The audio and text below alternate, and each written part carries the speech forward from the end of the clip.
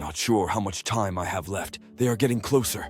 The relentless hunt to stop me from exposing what I know. I have been trying to document all I know in encrypted messages.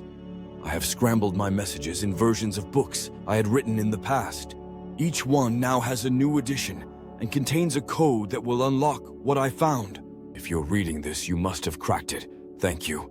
You could be not only my last hope, but that of all of us. Originally, I was a regular guy. I had a family of a wife and 3 children. I worked a normal job in the city as an analyst for a tech company. I spent most of my days setting up new user accounts and removing old ones. And if I was really unlucky, I had to answer calls from the help desk. I once spent 2 hours trying to figure out why a computer wouldn't open any programs, only to find out the person on the other end of the call hadn't switched it on at the plug. In all fairness, I was lucky to still be able to use a computer. In my youth, I had made some questionable programs and released them via a dark web portal. Sure, I made a bit of cash from them, but ultimately they were viruses and malware. After being caught by the police, I was given a suspended sentence and a good behavior bond that I broke within hours of getting home. Working in any form of company tech department was a blessing in disguise. After finishing work, I would spend an hour crammed up on a packed and smelly train to get home, where I would get instantly yelled at for being late by the wife. The kids would be running around screaming and causing chaos. Countless times I would curse under my breath about their behavior. Looking back now, what I wouldn't give to see them or even hear their voices again, let alone to hold them close and tell them I love them. Like a lot of depressed people who work in dead-end jobs and whose family life consists of out-of-control children and a wife that hasn't even let me see her naked in a long time, let alone anything else. I spent my nights searching for something. I wasn't sure what I was looking for, but I knew I needed more in my life. Every night I would be online testing the cyber defense of big companies, looking for bug bounties, hoping to find a small chink in their armor that I could exploit. It was a good hobby to have. I'd found a few holes in people's defense over the years and got paid for helping keep the world a safer place. A far cry from my younger day trying to bring down such systems. I had stumbled across a back-end server in a data center that allowed me full remote access to the entire system. I thought I had hit the jackpot. A bug bounty on a data center would be worth thousands of pounds. With that kind of bonus, I could take the family away on a nice holiday. That might bring back the spark between me and the wife. But as I opened up files, I started to find things were not quite what they seemed. I expected to find a bunch of configuration files and website hosting scattered about the place, but none of that was here. It was not even a database, just random files dumped on a hard drive. Each of them had weird long file designations, letters and numbers, about 16 characters long. No corresponding reference to each other. It was as if someone had used a random generation tool to give them all names. When you find such things, you can normally find a pattern somewhere. The only things I could find that linked any one file to another was type. It held a load of pictures, video, and audio files, plus text documents. There were terabytes of it. At this point, I would try and identify who the server belongs to, and go about showing them the flaws in the security. Yet on this one, there was nothing to say who it belonged to. I scanned the ports and IP address to try and gain some kind of link to its owner, and drew a blank. Pulled the log files only to find that nobody had connected to this server in years. Until me. That should have been my first clue that this wasn't a good idea, and I should have disconnected and forgotten about it. How I wish I had forgotten about it now. If only I had not looked at the files. Yet finding such a server hidden away is what the test is. To find what shouldn't be found. The kind of thing that all of us bug hunters in the middle of the night hope to find. A secret stash of files. Maybe I did something wrong, hit a key while clicking the mouse. When I tried to open a file, all of them started to download to my own private server. I knew I didn't have the space for all of them and cut the connection. Another clue that I should have left it alone. With a few files copied over, I couldn't help but look to see what they held. The first file was a list of names, dates, and locations. Who they were, where they are from, date of birth, and lastly, date they died. I felt this was a bit of a weird list to find on a system that wasn't linked to any local government. Some people on the list had dates of birth as far back as the 15th century. Could this be some form of genetics tracking? Someone tracing their ancestors, perhaps? The more I looked into this list, I realized that the only connection they had were groups of them. All had the same date for when they died. This list was long, and death dates were grouped. 60 here, 20 there, throughout the early years listed. As the dates went on towards more modern times, the numbers spiked a few times before dropping to 8 or even 4. It was a strange pattern with no general flow to it, peaks and troughs at random intervals. I tried plotting the data on a graph, but it was too much to be able to visualize. I knew I would have to dig a little deeper. I opened the next file, and I contained the same data as before, but with an extra field, location of death. Reading that alone sent a shiver down my spine, even more so when all were listed as unknown. I ran my hand through my hair to try and focus.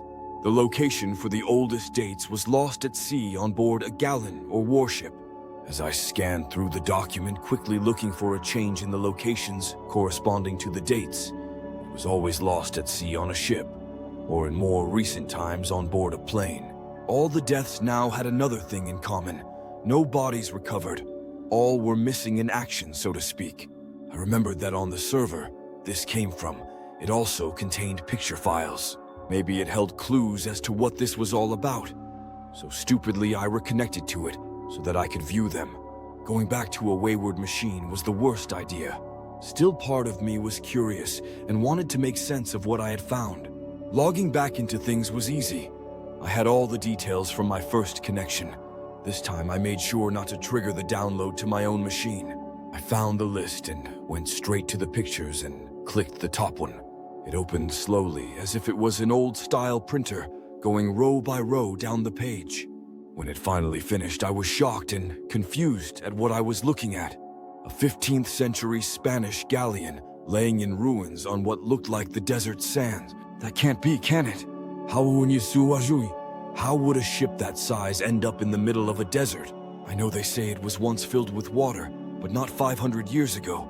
That was said to be thousands of years ago. I opened the next picture, and a few more after that. They all were of this ship in the sand. Different angles and close-ups. The wooden plate engraved with the ship's name was too worn to read. The desert sand didn't look right either. Lots of rocks everywhere. It was like this ship was resting on the ocean floor, and someone had emptied out the water. As I opened the next picture, it was at more of a distance, and at the edge of the picture, you could see something else laying in the sand. I didn't have to wait long to see what else was there. The next group of pictures were of the other items littered around the area. All of them were boats from the past, warships with cannons, cargo ships, merchant navy ones, and bizarrely, some Chinese-style ships from around the period, all between the 15th and 7th century. Why was a boat graveyard sitting in a desert? I began to keep count of the ships in the pictures and compared the number of them to the groups of deaths listed as lost at sea on the data file. After a bit of searching, it all started to match up. Each one of those vessels held a crew of so many people, and that's the rough number of deaths in each group. So the list was of the missing people from these vessels. I kept checking between the files, trying to find a name on a ship or something, but most of them were in bad shape. Left in the desert sun too long, and with the winds whipping up the sand, most of them were a mess. It was in the last set of pictures that something metallic was on the edge of the frame. By this point, I had reconciled most of the older ships to the groups of lost at sea on the data file. The date range was now in the early 8th century. The data said it was lost at sea on board a cargo ship, and the next pictures were of a more modern ship. This one was made of steel. It didn't look rusted out, more sand-blasted. The winds had been harsh and aggressive against the steel plates. With this set of pictures, it showed a more disturbing scene. You could see the bodies. This ship wasn't completely on its side like all of the others. It was more leaning to one side on the angle of the hull. It also wasn't as old as the other ships, so less likely to have had as many years of damage. While I was jumping back and forth between pictures and data sheets, I remembered the later ones were listed as lost in a plane crash. I kept opening more picture files to try and find out if any planes were in this desert. They were there, a group of planes amongst the sea-bearing vessels. A few seem to have crashed into a few of the bigger ships. The carnage of all this transport must have been spread over miles. I knew the rest of the pictures would likely match up to the missing crafts on the list, so I skipped to the last few images to see what the latest thing left behind was. It was nowhere near the other items. It was quite a few miles away, in fact. But the last item pictured was a B-2 bomber. This really confused me. How and why would the military let a state-of-the-art plane like that just rot in the desert? The other nagging question was, why were all the bodies on the ships still on the ship? Surely they would have tried to walk out the desert and be scattered over the sands. There were more files than just pictures and data on this server, but I started to copy those down to my own server. With a million questions bouncing around my brain as to what all of it meant, I finally checked the time. It was 5 in the morning. Good job the wife wasn't waiting for me. I knew I had an hour, maybe 1.5 before the kids were awake, so I shut down my machine and called it on that first night. I struggled through my day at work, desperately counting the hours until I could return to my findings. Something was bugging me about the pictures. I couldn't quite get what until I took a call from the help desk. A member of staff couldn't work out where some pictures came from, so I had to help him. I tried to think about what to do, and my analytical mind told me to check the data buried inside the pictures. They all have hidden background bits of information, like the camera that took it, and resolution, and unless turned off in the settings, the location it was taken. The metadata in pictures was a treasure trove of information, and by helping this one guy, I had figured out what I needed to do. Once I got home, I was in luck. The metadata did contain a location, a simple set of coordinates, a latitude and longitude. I scribbled down each set for individual wrecks and opened up a world viewer on a separate laptop. Couldn't multi-tab in case trackers in the other site linked to what I was connected to. I set the lat and long exactly as I had written it down, but each of them returned an area in oceans or jungles in the Pacific. But all images were in desert terrain. Could someone have deliberately changed the details to make sure no one found where this treasure trove of crafts were? None of it made any sense. The coordinates were right. I double and triple checked them. I was also unsure on the camera. It listed as being the one that took the image to start with. It didn't fit any known type of camera I had ever heard of. Not listed as any make I knew of, just a serial number. I wrote it down to check it, and found it was listed to a private company based in Panama. With more searching through multiple sites, the company didn't seem to exist. My first thought was that if they had captured a downed B-2, then maybe the government took control of their business to prevent the data being exposed. They still have a huge list of things that are classified around that plane. Yet, it still didn't explain how a scrapyard in a desert even existed. I double-checked the files again for signs of manipulation, hash values, and everything digital to authentic them to be true. And all of it came back as it should. The data is raw, untouched, apart from viewing. Running into one dead end after another, I decided to take a break from the complicated details of the images and focus back on what I could decipher. With a bit of digital enhancement on some of the ships and planes, I got partial tail numbers or reference names from the metalwork. I jotted them all down and started the search for their identity. What I found was most of the numbers were generic, like a model number for the batch. Not a single identifying mark for that plane or ship. With the information I did get, I started looking for any that were lost. I got a big list back on some of the World War II planes.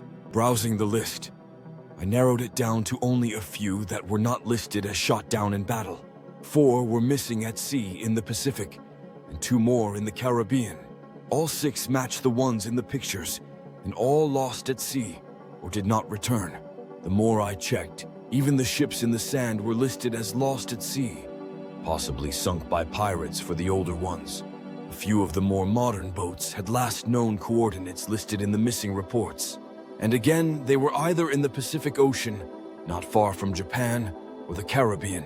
Strange how all of these crafts have disappeared in the same 2 locations over hundreds of years.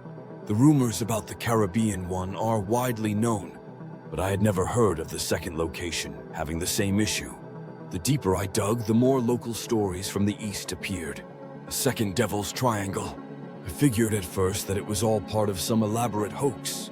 Things disappear from time to time, and the leading theory is undercurrent in the sea due to shifting coral reefs or something that took each ship beneath the waves.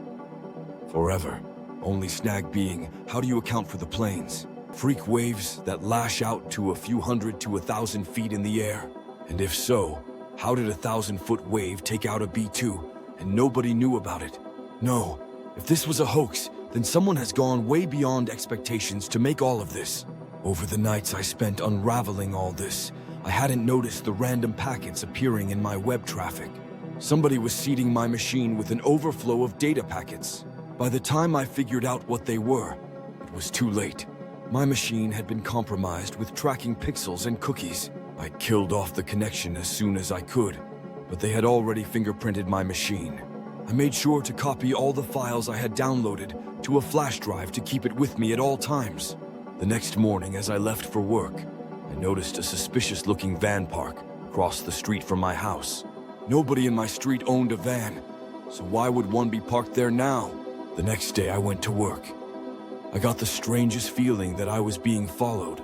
A strange man always seemed to be in the same place I was, behind me in the shop, or walking down the same shortcut back to my office, always at least 9 feet behind me. If he was trying to blend in so that I wouldn't notice him, he failed miserably. At first, I was confident that I could handle this, and it was properly just me being paranoid. But later that day, I got a call from my wife, saying 2 strange men picked up my children from school and drove them home. This proved to me that I wasn't paranoid. They didn't harm them, just brought them home. But I got the message they were sending. On the second day, while walking home, I decided to take action.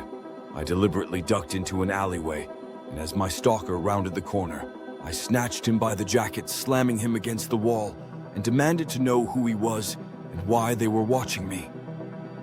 This didn't go to plan. He was bigger and stronger than me, not to mention highly trained. He turned my attack against me and threw me to the ground. I was instantly arrested for assault on a police officer and hauled off to the station, all within minutes of grabbing him. The police van they threw me into looked out of place, like it was painted and sign written only that day.